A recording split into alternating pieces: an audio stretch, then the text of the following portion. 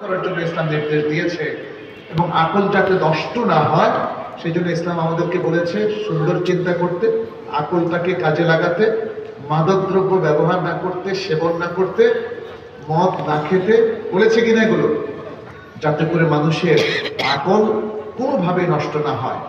খারাপ জিনিস দেখে, নাটক সিনেমা দেখে যেন সেটার চিন্তাগত ক্ষতির সে মুখোমুখি না হয়, সেই জন্য ইসলাম বারবার আকলকে সম্বোধন করেছে। ফাটাতে বেরো ইয়া উলিল আবসার, হে বুদ্ধিমান লোকেরা, হে চক্ষুষ্মান লোকেরা, তোমরা শিক্ষা গ্রহণ করো।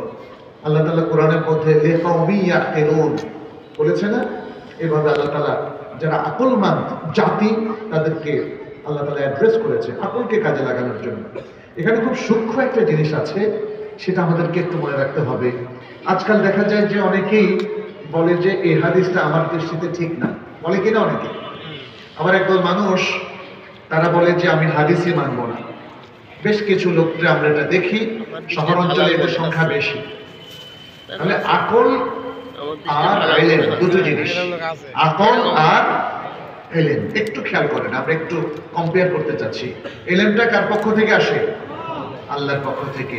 আকলটা আমাদের নিজেদের পক্ষ থেকে, কারণ আল্লাহ প্রত্যেক মানুষকে আকল দিয়েছেন, প্রত্যেক মানুষকে আকল দিয়েছেন। সে আকল দিয়ে সে বোঝার চেষ্টা করে, পর্যবেক্ষণ করে, গবেষণা করে। আমি যদি আমার গবেষণা করি, আমার একটা মত তৈরি হয়, তাহলে এর মধ্যে যদি ইলম আর আকলের মধ্যে সংঘর্ষ দেখা দেয়, তখন কোনটা মানবো আমরা?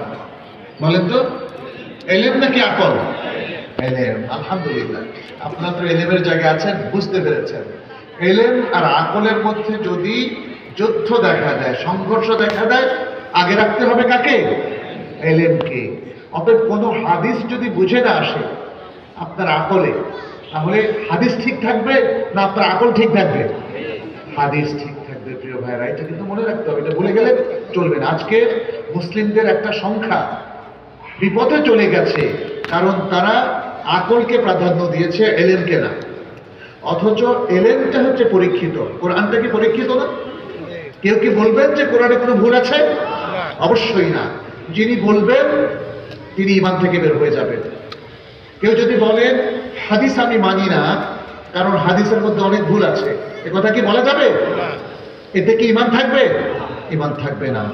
তাহলে মুসলিমদের কাছে এই প্রায় 1500 বছর ধরে সকল ওলামায়ে কেরাম, সকল সাহাবায়ে কেরাম, সকল তাবেঈন, আতবাউত তাবেঈন, সকল ইমাম, সব মাযহাবের ইমাম, তার প্রত্যেকেই একমত যে সুন্নাহ এবং হাদিস আমাদেরকে মানতেই হবে। কোরআন এর পাশাপাশি সুন্নাহকেও স্বীকার করতে হবে এবং সুন্নাহকে অস্বীকার করার কোনো সুযোগ নাই। প্রিয় ভাইরা, তাহলে এই যে ইবাদতটার কথা আমরা বলছি,